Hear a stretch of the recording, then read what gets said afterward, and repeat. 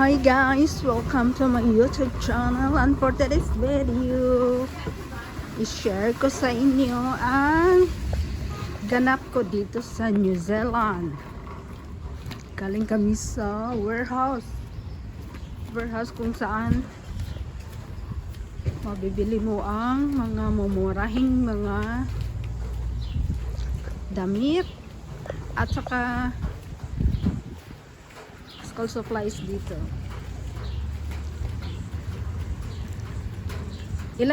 How many minutes from here to our house?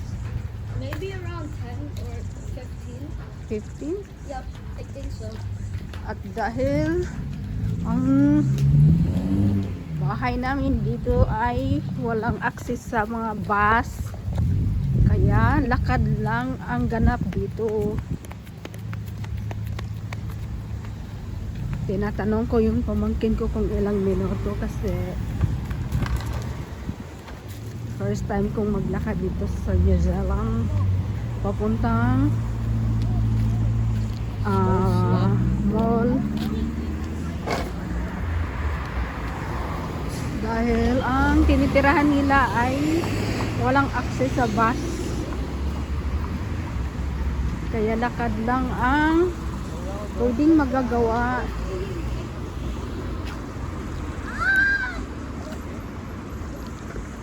At kami ay tatawid sa kabila.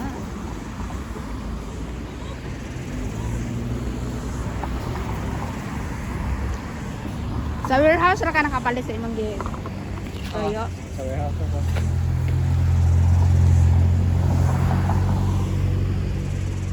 Nag-sale sila. Diyan kami galing sa loob.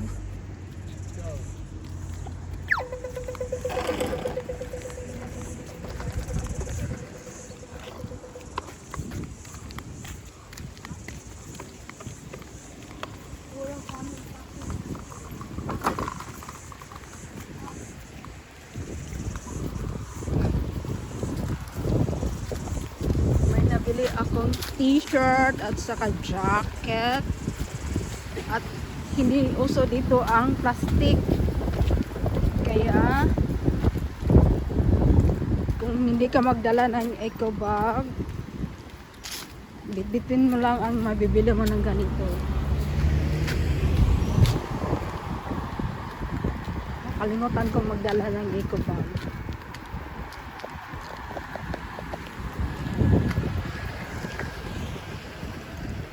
Kuya, ilang minuto ang lakad natin? Galing dito papuntang bahay, mga ilang minuto? From here to where? From here to where? sa bahay. Maybe 10 minutes walk. 10-minute walk. Uh, Yun, maglakad pala kami ng 10 minutes papunta dito. 10 minutes pa uwi. Dahil walang access ng bus yung tinitirahan nila. At walang makapag-drive sa amin kasi busy yung tatay nila sa trabaho. Kaya lakad kami ng lakad.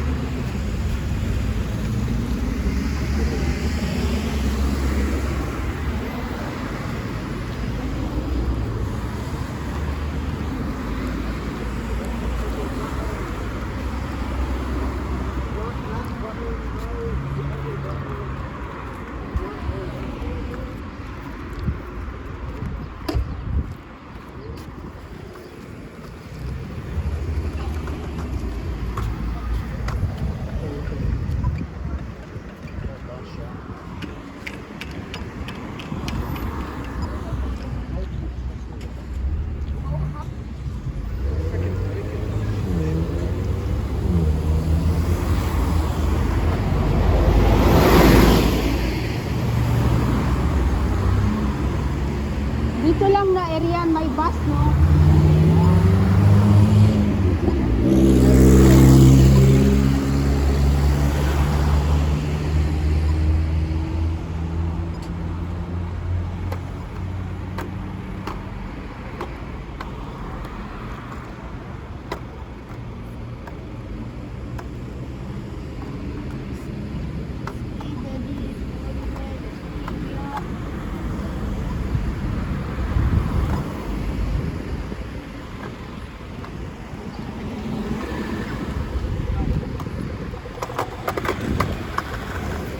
Tawid, tawid, tawid.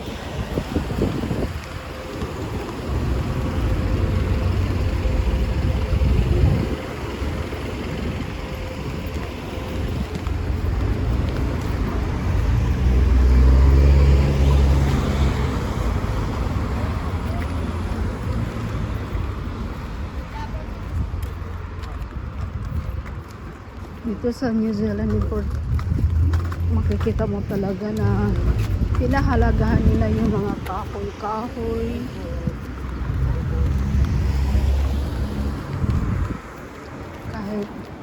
Kahit sa city, marami din kahoy.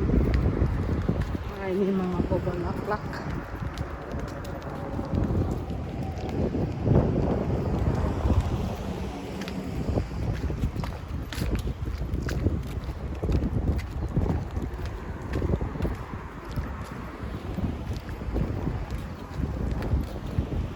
Sa warehouse lang ka nakapalit ng memory card. Sa warehouse ka nakapalit ng memory card o diyan to kag lain tindahan. Warehouse. Yeah.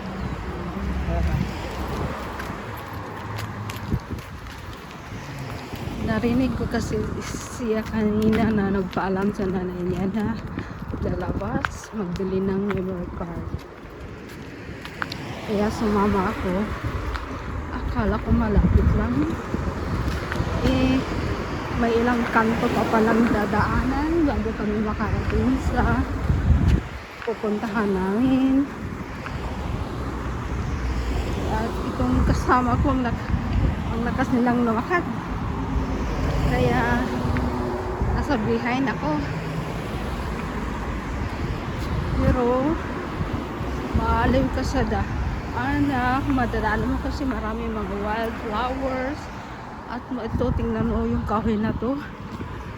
Ang ganda ng bulaklak. Pag-picture ako dito kanina. Yung mga bahay nila dito. Hindi, ang napansin ko ay isang ano lang. Kumbaga, hindi tulad sa Pilipinas or sa Singapore na tag 4 story yung bahay. Pero dito hanggang 2 story lang. At ang tahimik dito. Wala kang makikitang nakatambay sa karsada. Mga kotse lang ang makikita mo na dumadaan. At tingnan mo dito, oh. Wala talagang access sa bus. Wala kang makikitang bus stop.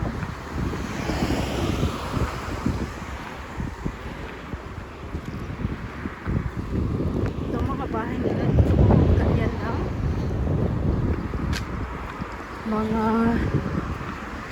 Yung iba may mga chimney. Yung iba naman wala. At itong flower network, maraming makikita mo sa gilid ng karsada. Ito ang hibiscus, ang ganda. Tingnan mo ang mga bahay-bahay nila, may tanim, may punong kahoy talaga sa labas ng bahay.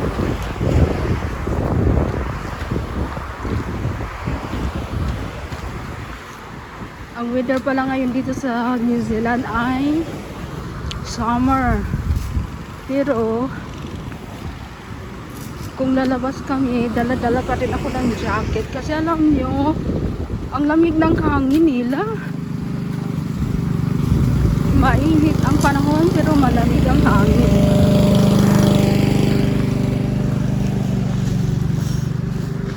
At tayong hindi sanay sa weather na ganito,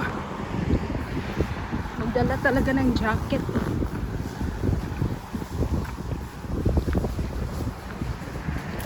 Kaya may nakita akong mumarahing jacket sa warehouse. Kaya bumili ako. Mga mura lang damit makikita mo sa warehouse. Mura lang kumpara mo sa Singapore. Kaya sinusulit ko ang panahon habang nandito pa sa New Zealand, bumili ng mga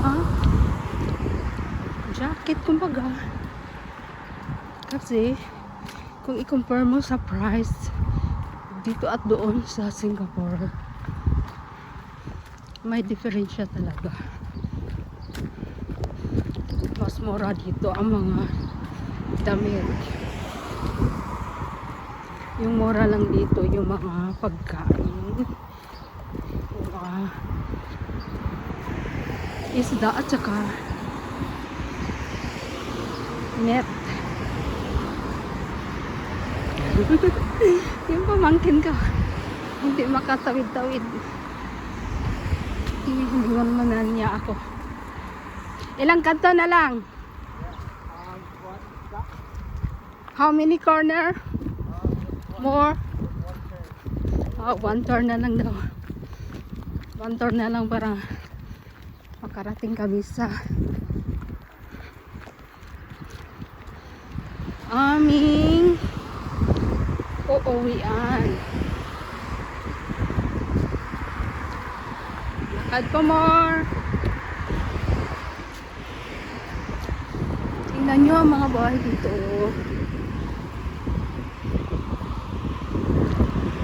May mga halaman talaga sila sa front yard nila. Tingnan nyo, ang ganda ng mga flower.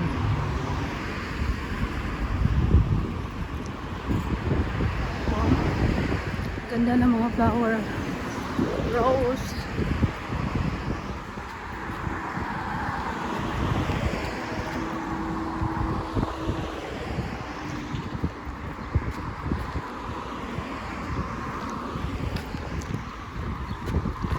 Dito na kami.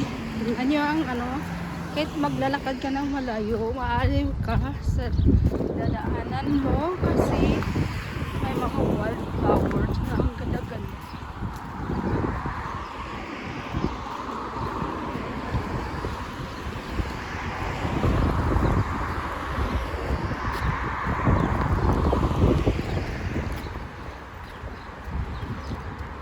Ito na ang Torrance Street.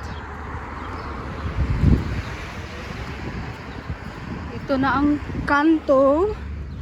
Tuloy-tuloy na to papuntang bahay. Ayun, yung dalawa kong pamangkin, iniwan na nila ako kasi alam na nila kung saan ako uuwi.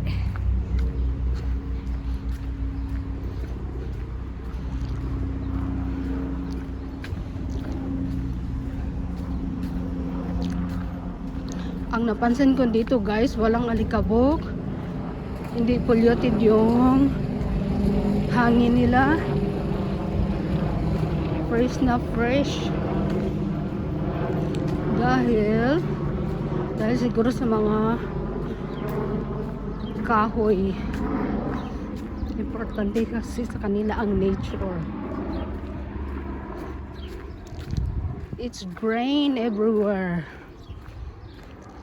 Ma-countryside man o ma-city, may mga kahoy talaga.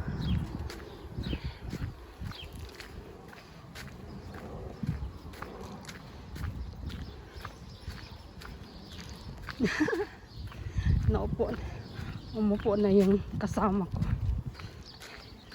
Hinihintay nila ako na mabagal maglakad. Paano gore na tayo?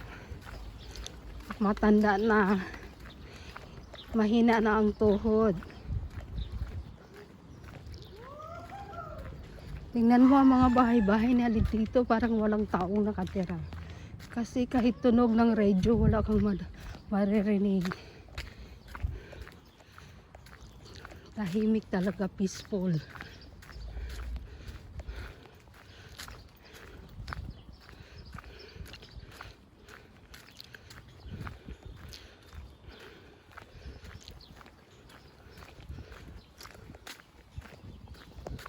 Torrance Tokmani.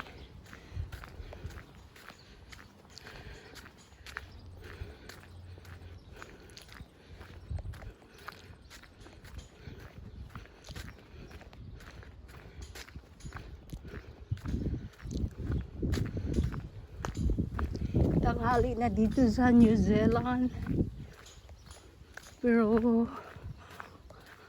maaga pa ngayon sa Pilipinas kasi 5 hours advance dito ang oras nila. Kaya paggising namin dito sa umaga sa Pilipinas, tulog pa ang mga tao.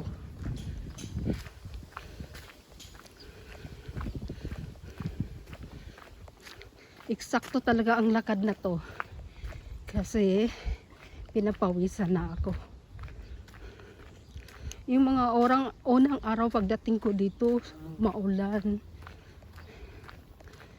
Kaya hindi ako pinapawisan. Nilalamig ako to.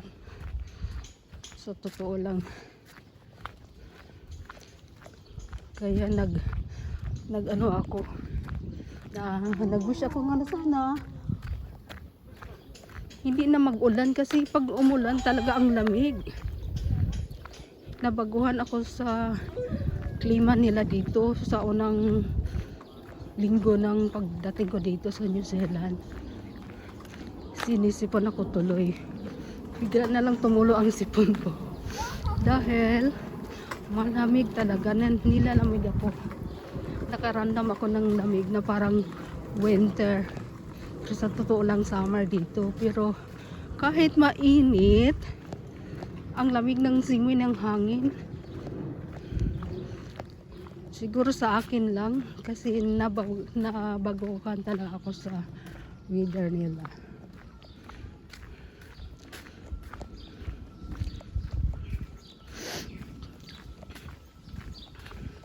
Buti na lang medyo tuloy-tuloy na ang init kaya hindi na ako masyadong nahihirapan pag lalabas kami kasi manginginig talaga ako sa lamig. Tingnan mo ang bahay na ito, ang ganda ng flower nila sa harap ng bahay nila, white rose at may pink African daisy.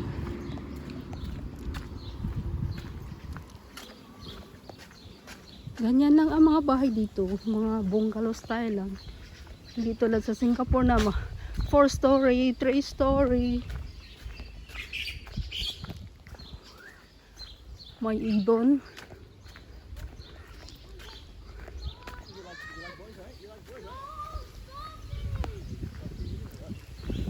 Nagkukulitan itong dalawang kasama. Tingnan nyo, ang ganda ng flower nila. Hydrangeas.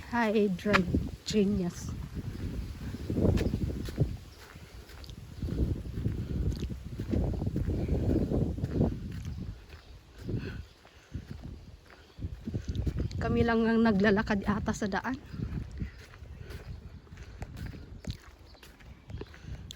Eksaktong exercise na to.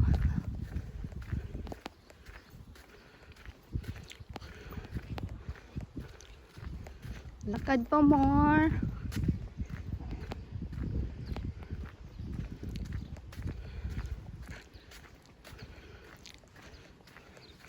Lakad is life here in New Zealand.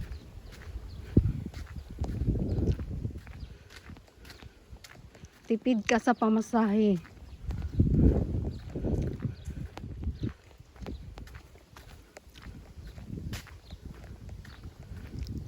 Malapit na kami sa bahay.